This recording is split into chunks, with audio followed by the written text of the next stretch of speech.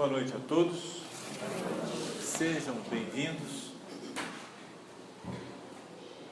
Para falar da prece, nós precisamos pensar, refletir sobre os princípios básicos que nós temos aprendido na doutrina espírita. O primeiro deles é há espíritos. Há espíritos.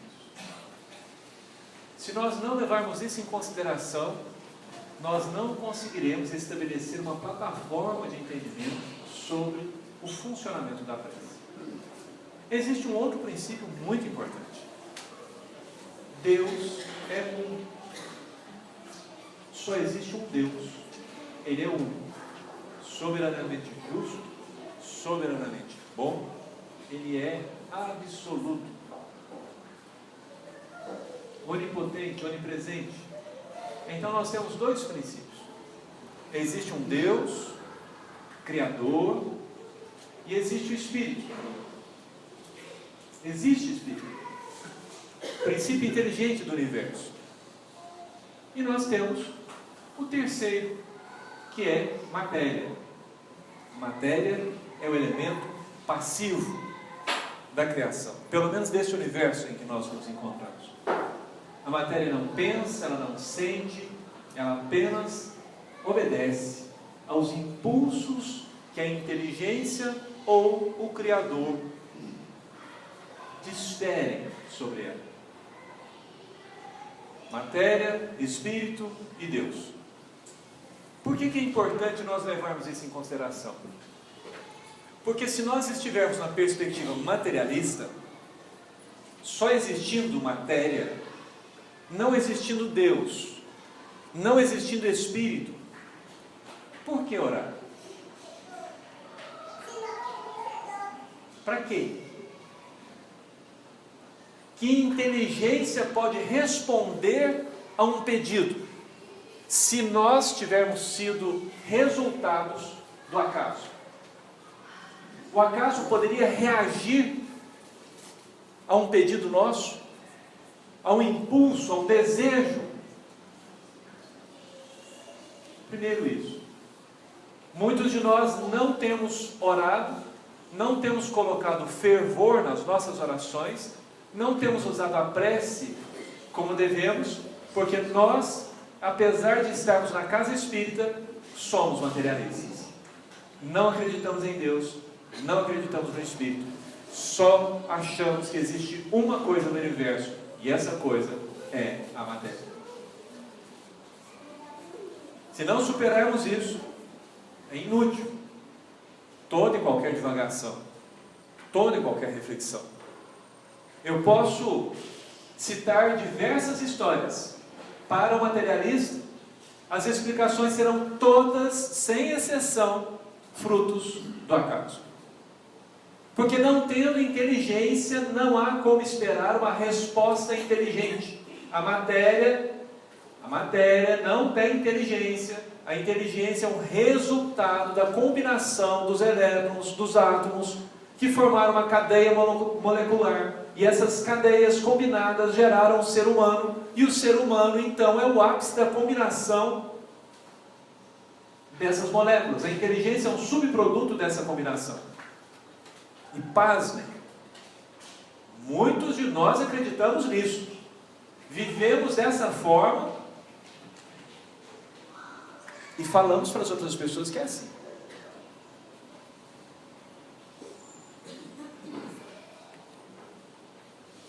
E o que fazer então?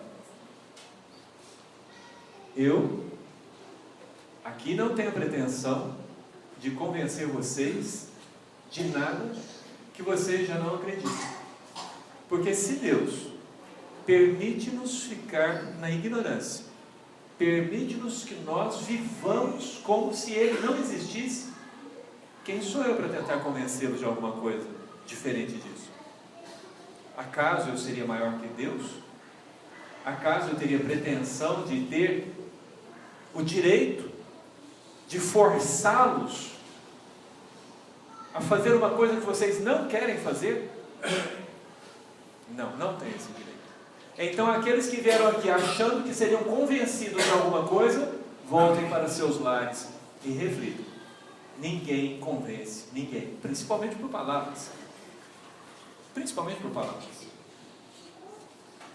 Se uma vida do seu lado, se o sacrifício da sua mãe, se as pessoas que morreram para que você vivesse não são suficientes para te convencer, não são algumas palavras que farão isso.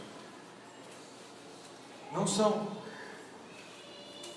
Não é esse o caminho. Acessar o nosso sentimento, acessar-nos por dentro, gasta um esforço de autoexame, de autoestudo, de autoconhecimento. E nós não temos feito esse esforço. E por não fazer esse esforço, nós não conhecemos sequer a nós mesmos. Não sabemos de onde viemos, nem, muito menos, para onde nós vamos.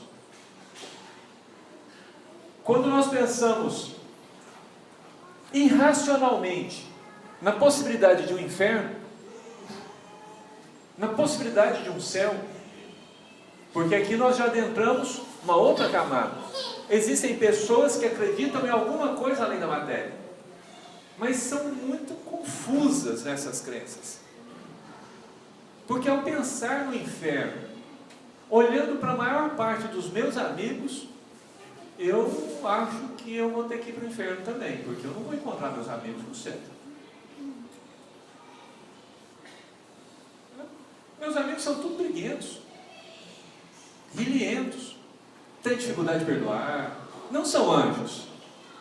Se não são anjos, só poderia existir no inferno, se eu tiver uma crença dessa.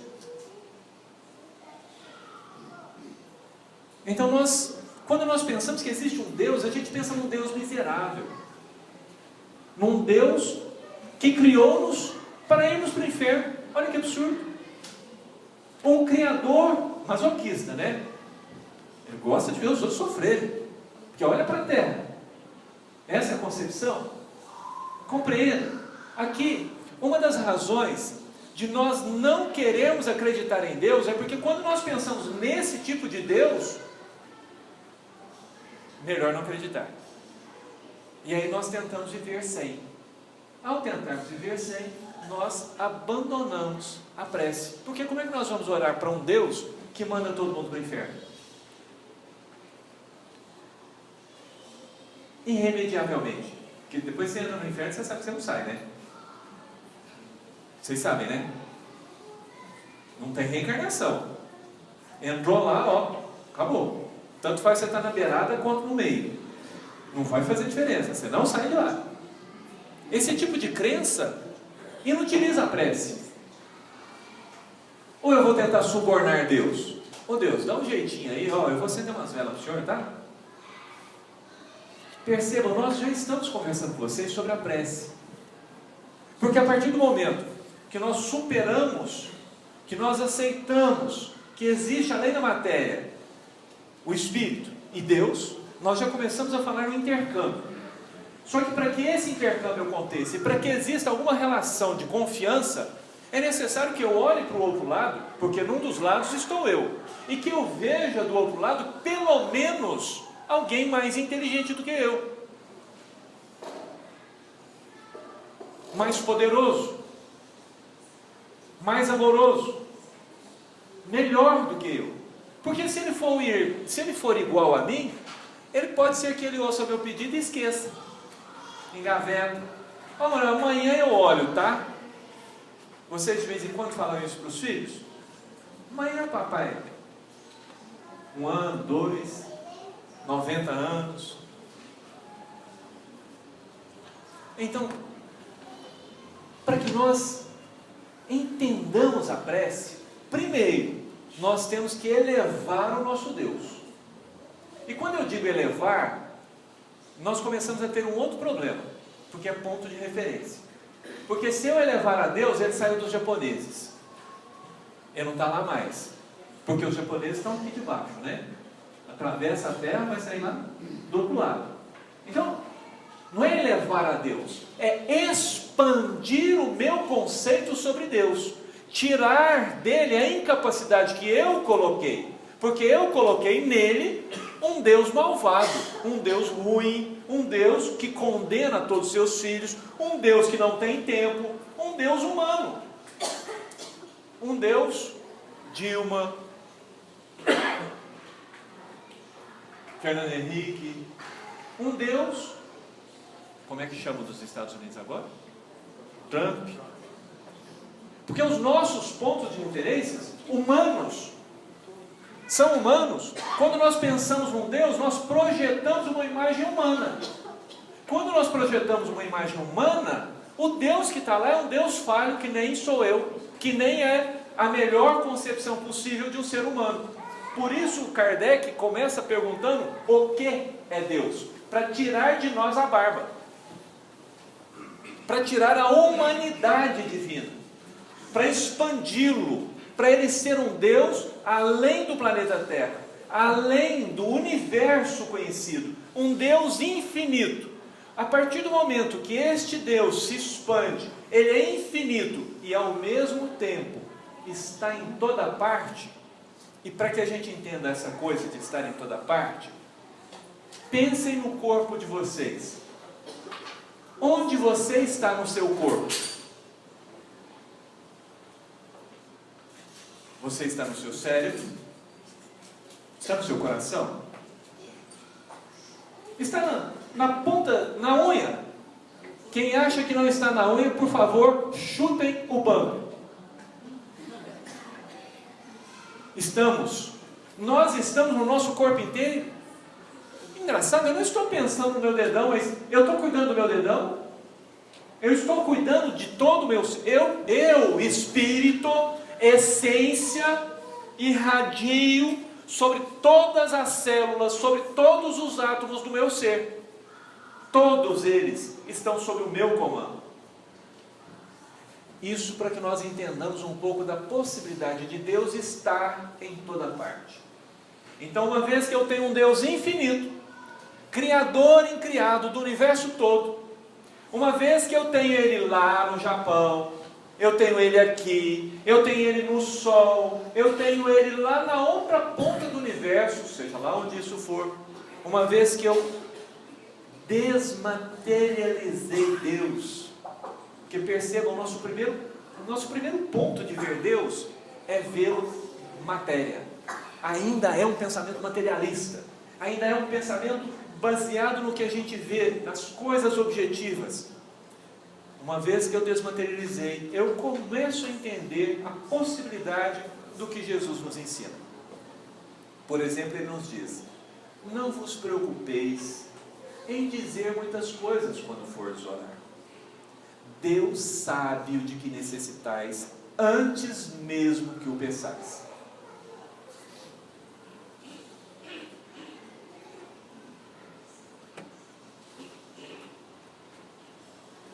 A leitura do começo da noite nos faz uma proposição. Todo propósito, todo anseio, todo desejo, todo pensou já foi, todo, sem exceção, são preces.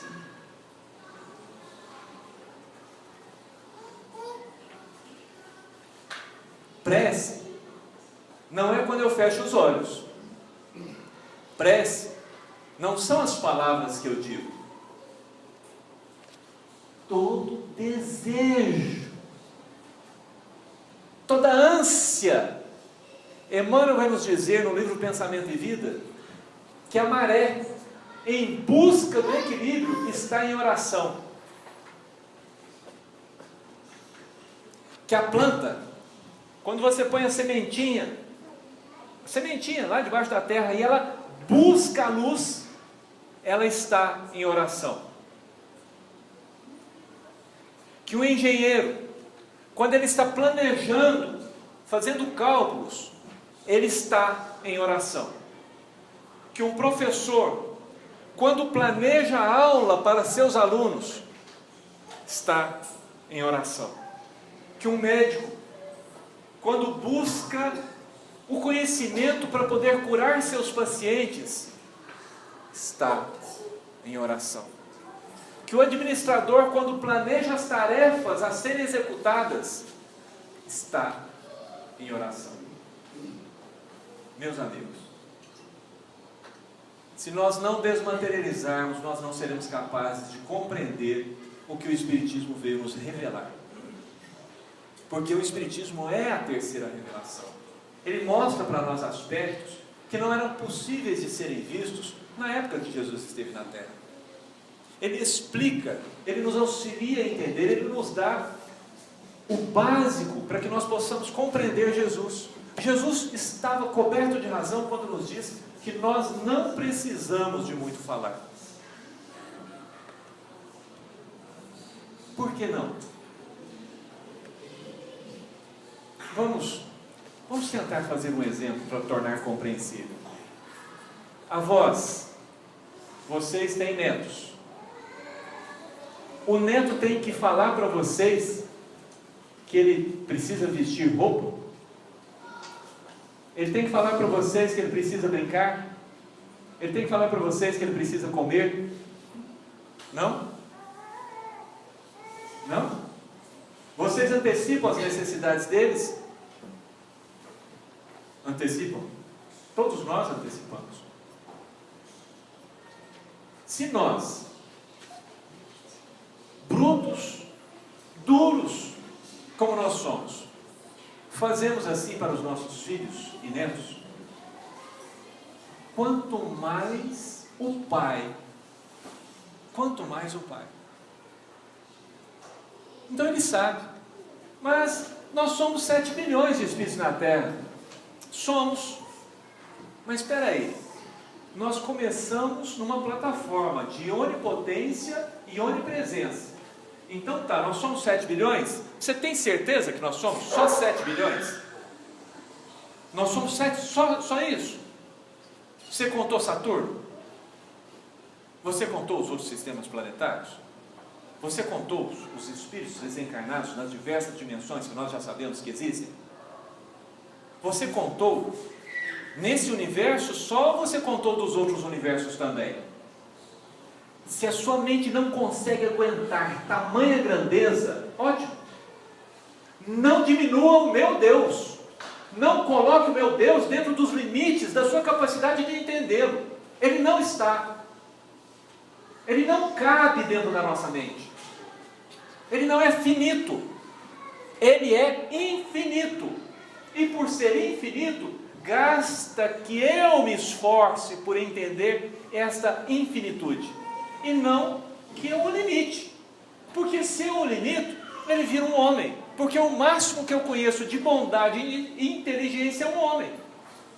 Aí o meu Deus não pode ser melhor do que o Chico. E vocês acham que o Deus, o nosso Deus, que criou a todos nós, que criou as plantas, que criou as formigas, que criou os dinossauros e depois exterminou estes mesmos dinossauros, vocês acham que esse Deus, que cuida desse universo, que só o planeta Terra tem 4,5 bilhões de anos, que o nosso universo desde o Big Bang tem 15 bilhões de anos, vocês acham que esse Deus, nessa dimensão, não dá conta de cuidar de todo o universo? Compreendem por que nós não colocamos fé nas nossas preces? Porque o nosso Deus não é desse tamanho. Manuel, é muita grandeza, aí eu não consigo conversar com ele. Então vamos diminuir. Lembram 3 princípios? Matéria, não é possível responder, porque acaso não responde a desejos. Deus pode, mas eu não compreendo. Porque tal grandeza é incompreensível para mim. Isso disse Davi no Salmo 139. Antes que haja em mim palavras, tu sabes os meus pensamentos. Tal entendimento me escapa, eu não consigo compreender. Se eu subo até o céu, o Senhor está lá. Se eu desço aos infernos, o Senhor está lá. Não consigo compreender. Então vamos para o que nós damos conta de entender. Se nós todos aqui morrermos, o que sobra aqui nessa sala? Matéria. E o que mais? Espírito. Porque só desligou um do outro. Correto? Então tá. Nossos mortos, aqueles que nos antecederam, enchem os espaços que nos cercam. Enchem os espaços. Os Espíritos mostram para nós que num ambiente como esse, devem ter pelo menos uns 300 Espíritos desencarnados. Só de trabalhador, fora os necessitados. Então está cheio de espírito desencarnado. Qual é a missão dos espíritos mais elevados? Vou dar uma dica para vocês. Jesus reforça, quando ele nos lembra o primeiro mandamento, que é amar a Deus sobre todas as coisas. E o segundo? Amar ao próximo como a si mesmo. O que acontece com o espírito na sua última encarnação? Ele se transforma num espírito bem-aventurado. Ele não precisa mais reencarnar, porque ele está na última, né? Depois da última, não encarna mais. Ele é um bem-aventurado. E qual é a missão desse espírito que agora atingiu a perfeição moral? Amar. Amar, amar, amar. Nós estamos assim de espíritos encarnados que amam.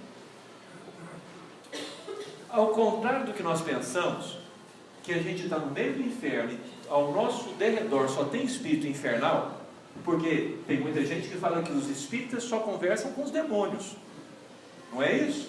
E os demônios são espíritos infernais. Então tem gente que acha que a Terra está no meio do inferno e a gente está cercado de espíritos. Só que quando você estabelece o patamar de que o seu Deus é um Deus de amor, que é um Deus que propôs o amor, que é um Deus de infinito, então o que há mais próximo de nós? Espíritos imperfeitos ou espíritos perfeitos? O que tem mais no universo? Desamor ou amor? Muda a nossa plataforma de prece, não muda? Muda, gente. A compreensão nos faz ver que é possível sim. Está cheinho de espíritos bons, esperando o nosso desejo, porque a prece verdadeira não é a minha verbalização. A prece verdadeira é o meu desejo. Quando eu desejo progredir, eles já estão à minha volta. Mais do que isso, antes do meu desejo, eles já estavam propiciando circunstâncias para que o meu desejo florescesse. Eles nos cultivam, eles nos cuidam, como nós cuidamos dos nossos filhos. A tarefa dos espíritos superiores é auxiliar a humanidade no seu progresso. Por que Jesus cuida da Terra? Por que há 4 milhões de anos e meio atrás ele recebeu das mãos do Criador a nebulosa para formar um planeta para nós? Os espíritos superiores têm essa missão. Os espíritos nos respondem no livro dos Espíritos que quando nós pedimos para os espíritos com sinceridade, forças, inspiração, ajuda para vencer um defeito, eles acorrem. Eles não vêm igual muitas vezes a gente faz em casa não, que alguém pede alguma coisa, a gente olha, espera uns 5 minutos para ver se desiste, aí a pessoa fala de novo, aí a gente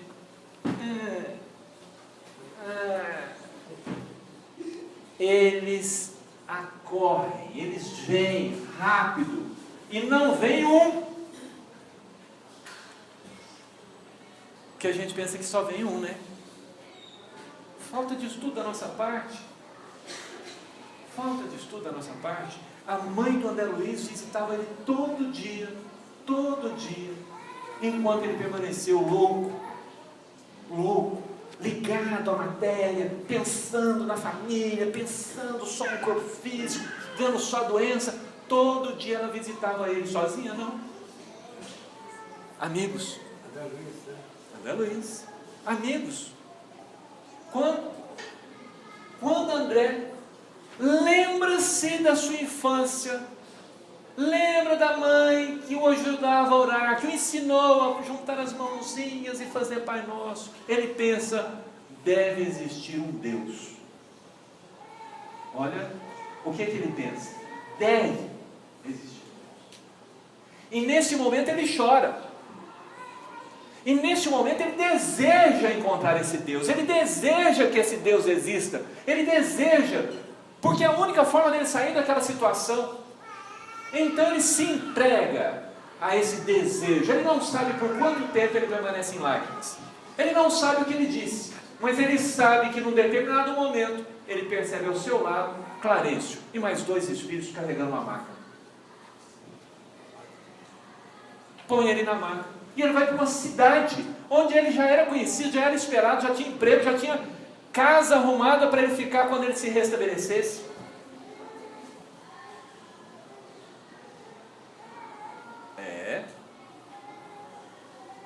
Não é um. Quantas missões André Luiz narra para nós que um grupo de espíritos veio receber alguém que vai desencarnar? Quantos espíritos se reúnem para cumprimentar um nenenzinho que está se formando no ventre da esposa, no ventre lá na casa? Quantos vêm para receber o que está desencarnando? Centenas. Recebem uma professoria primária do interior, lencinhos, cantam. Não tem miséria de amor no plano espiritual. Nós estamos cercados de espíritos de luz que querem nos auxiliar. Basta que nós desejemos. Prece, de verdade, não são palavras, são desejos. São desejos que emanam de nós. E aí nós entendemos quando Emmanuel nos diz: o professor está em prece quando ele prepara uma aula.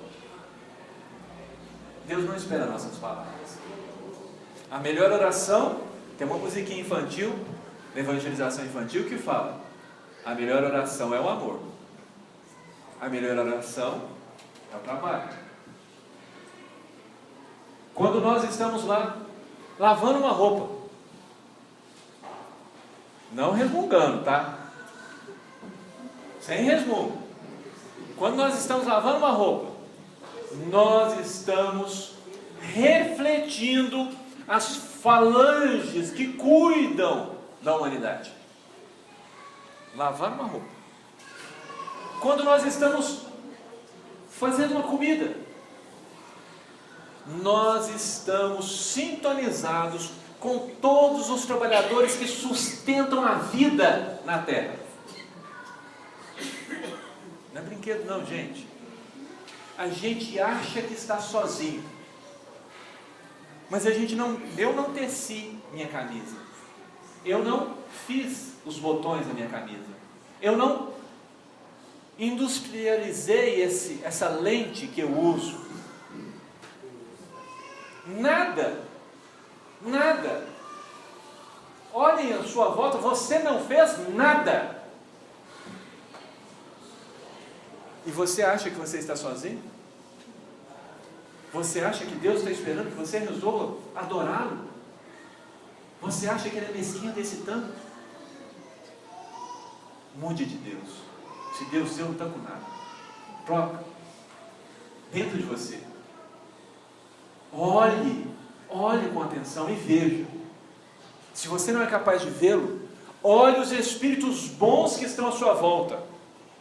Olhe esses espíritos. Pessoas que construíram essa casa há anos atrás, só para poderem fazer o bem, para poderem dar um prato de sopa a pessoas que tinham fome, para poder ter um lugar onde pudessem conversar sobre o amor divino, onde pudessem se encontrar e preparar, um ao lado do outro, o recurso para levar aqueles que nada tinham.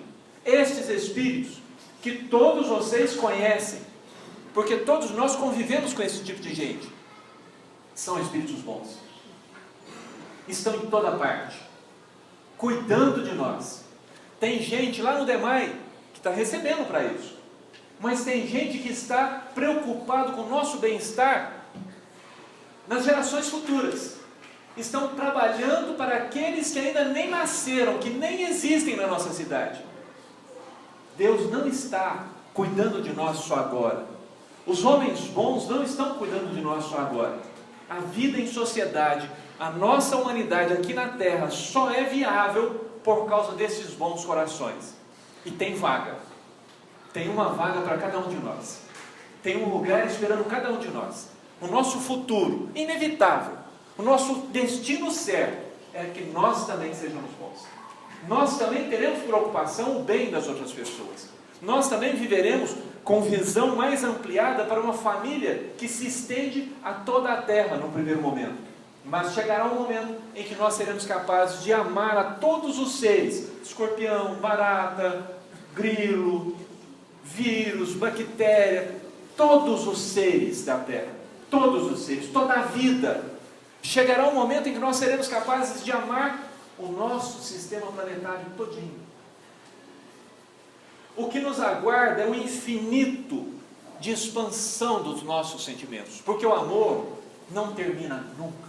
A dor passa, o sofrimento passa, a matéria passa, isso que nós estamos vivendo, tudo é temporário, mas o amor, esse caminho ascensional, ele é infinito e nos aguarda o nosso desejo, o desejo de uma vida melhor, a nossa fome de justiça, a nossa sede de amor, porque aquele que tem fome e sede serão saciados, serão bem-aventurados. Basta então que nós tenhamos essa fome. Porque, para terminar, eu gostaria de lembrar para vocês que um dia Jesus chamou seus discípulos e escolheu um caminho que eles não gostariam de fazer. Os judeus não gostavam dos samaritanos. Eles não gostavam de passar pela Samaria. Eles preferiam passar pelas regiões produtivas ao lado do Mar da Galileia, um ambiente mais saudável, mais gostoso e entre amigos. Mas Jesus escolhe passar pela Samaria. E numa tarde encalorada, ele para à beira do poço, o poço de Jacó. Numa região sem água, a quilômetros de distância, só tinha aquele poço. E ali, os moradores da vizinhança iam buscar água. Jesus para ali e espera. Seus discípulos seguem a cidade para buscar alimento material, porque eles não conseguiam entender que Jesus iria ensinar para eles que há um alimento além da matéria, que é fazer a vontade de Deus. Ele aguarda e chega ali uma mulher para pegar água. Devia ser o entardecer, porque era o horário que as mulheres buscavam, o sol já menos quente, a água bem fresquinha. Ela chega e então ele começa a conversar com ela. Mulher, dá-me de beber. A mulher chega a arrepiar, não de prazer, de antipatia. Ele era um judeu, ela samaritana. Você não sabe então que vocês não podem conversar conosco? Mulher, se soubesses quem é este que te pede de beber, pedirias a mim a água viva, e eu vou daria. E ela se transformaria em seu coração numa fonte a jorrar perenemente, e você jamais sentirá sede novamente. O que a mulher diz para ele? Senhor, dá-me desta água. Dá-me dessa água. Jesus foi lá, porque essa mulher já desejava essa água. Assim como Zaqueu, que sabendo que Jesus passaria por ali, sobe ao mar. Quando Jesus olha para ele, ele não cabe em si de contente, porque Jesus ainda o chama pelo nome. Zaqueu, desça daí. Eu preciso me hospedar na sua casa. Estão entendendo? Agora que nós vemos Deus e vemos a bondade dos Espíritos, eles estão respondendo às preces, aos desejos. Zaqueu queria ver Jesus. Não ousava pedir para que ele entrasse na casa dele. Não era digno. Mas Jesus sabia o que ia no coração. Aquela mulher também tinha uma sede. Ela estava cansada. Tantos maridos. Quantos maridos ela tivera? Ela queria um amor. Ela queria verdade. Ela queria um alimento puro da alma. Chega de mentiras, chega de ilusões. E o que Jesus faz? Vai até ela, antes que ela faça as preces, antes que ela diga palavras. E como diria Davi, tal ciência é por demais grandiosa que a paz de Jesus, que nos trouxe aqui, que nos preparou para esse dia, que vem nos acompanhando há milhares de anos, cuidando do nosso crescimento, cuidando do nosso coração, zelando pelas sementes que Ele tem depositado ao longo das eras, que esse mesmo Jesus nos envolva com a sua paz permanente. Que assim seja.